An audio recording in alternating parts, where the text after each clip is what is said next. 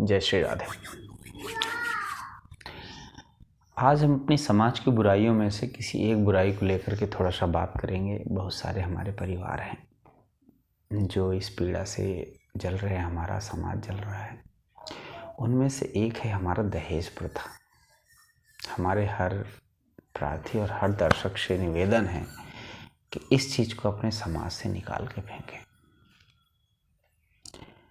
दहेज प्रथा हमारे फैमिली में, हमारे परिवार में, हमारे घर में, हमारे शहर में इतना बुरी तरह अपने पैर पसार रखा है। कितने भी पढ़े लिखे लोग हों, कितने भी अनपढ़ तो है ही है, और ख़ासकर हमारी माताओं, बहनों और बेटियों का बहुत बड़ा रोल है।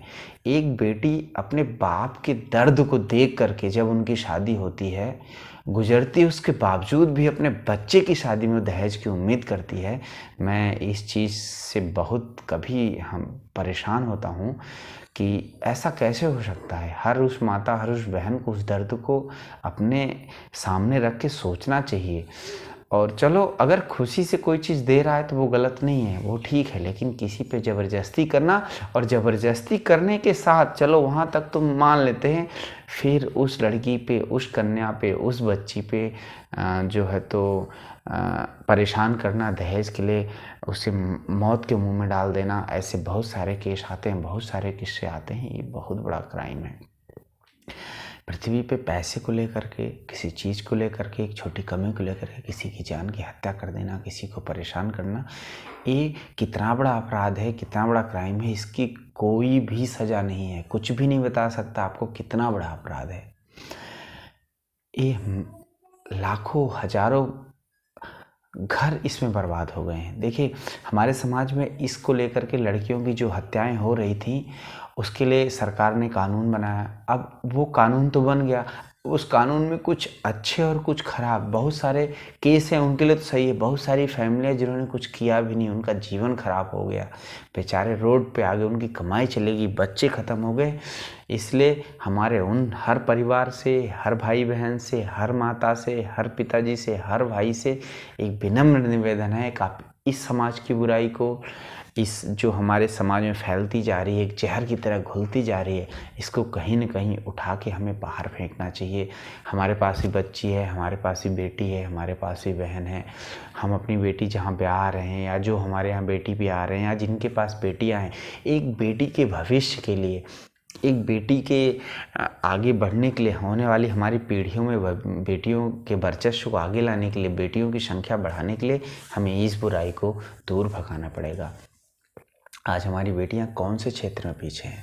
आप किसी क्षेत्र की बात कर लो, हर क्षेत्र में उन्होंने वर्चस्व हासिल किया है। पढ़ाई को लेकर के, आर्मी, खेल के मैदान में, और विदेशों में अपने झंडे गाड़े हैं। आज हमारी बेटियां हर क्षेत्र में अव्वल हैं। तो उनको एक दहेज को लेकर के, कुछ पैसों के लालच के लेकर के उनके जीवन के साथ खेलना, उनके माता पिता के जीवन के साथ खेलना बहुत बड़ा गुनाह है। पृथ्वी पर इसकी सज़ा छोड़िए, भगवान भी इस गुनाह के लिए कभी किसी को माफ़ नहीं करेगा। वैसे भी बेटियां हमारे धर्म में तो दुर्गा रूप कही जाती हैं। हमेशा बेटियों को दुर्गा रूप, देवतुल्य समझा जाता है, और फिर उन्हीं देवतुल्य को कुछ पैसों के लिए परेशान करना। बेटी हमारी हो, चाहे हमारे घर में आई हो, किसी दूसरे की बेटी, बेटी हमेशा बेटी होती है, और उसको बेटी के कदर से, देवतुल्य कदर से देखे तो उसे पूजना चाहिए। वैसे भी बहू बेटियां लक्ष्मी का रूप कही जाती हैं। तो हमारे हर सुनने वाले, हर दर्शक, हर भाई बहन, हर हमारे बड़े बुजुर्ग जो भी हैं, हम कहेंगे इस चीज़ में जितना भी हो सके लोगों को जागरूक करें। अपने कथाओं में, अपने भागवतों में, अपने शिष्यों के माध्यम से, गुरु मंत्र के माध्यम से इस बुराई को हमें दूर हटाना चाहिए।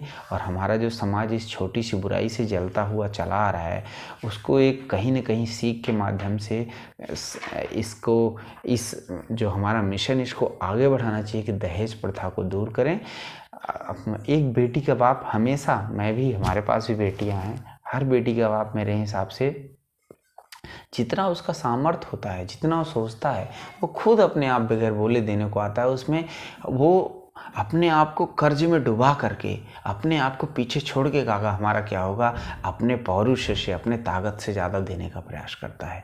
तो हमें इस चीज़ का ध्यान रखना चाहिए कि हमारे पास जितना सामर्थ्य है, जितना कुछ है, हम बेटियों को ऑलरेडी उस चीज़ को दे रहा है, या एक लड़की का बाप हमें दे रहा है, उसे ज़बरदस्ती करके या उसकी बेटी को प्रताड़ित करके, किसी भी बेटी को प्रताड़ित करके हमें ये काम कभी नहीं करना चाहिए।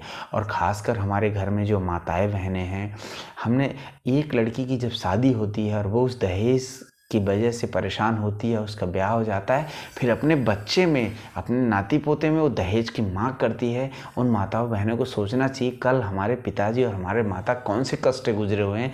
आज हम अगर बच्चे की शादी में अपने बच्चे के लिए किसी सामने से दहेज मांगती हैं और उस चीज़ के लिए किसी को प्रेशर डालती हैं, तो कितना बुरा है। तो इस चीज़ में हमें जागरूक होना चाहिए। और हमारे बेटियों के भविष्य के लिए आप कई प्रकार के क्राइम सुनने को मिलते, बेटियों को गर्भ में मार दिया जाता है। राज्य अब तो खैर सरकारों ने बहुत मैं इस चीज़ में सरकार को धन्यवाद कहूँगा, उन्होंने बहुत सारी स्कीम चलाई हैं बेटियों के लिए। अब बेटियों की संख्या थोड़ा प्लस हुई है, लेकिन कहाँ कई राज्य ऐसे थे जहाँ बेटियों की संख्या 50% से कम हो गई थी। और आज आप देखिए हर गांव में, हर शहर में देखिए 2-4-10 लोग ऐसे हैं जिनकी शादियां नहीं हो रही हैं। तो ये हमारे लालच और हमारे बेटियों के प्रति बढ़ते हुए घिनौने रूप को लेकर के ये सब हुआ था। बहुत से हमारे बहुत सारी बुराइयां हैं, लेकिन उनमें से दहेज प्रथा भी एक है। और हमें सबको मिल करके दहेज प्रथा को दूर भगाना चाहिए। जय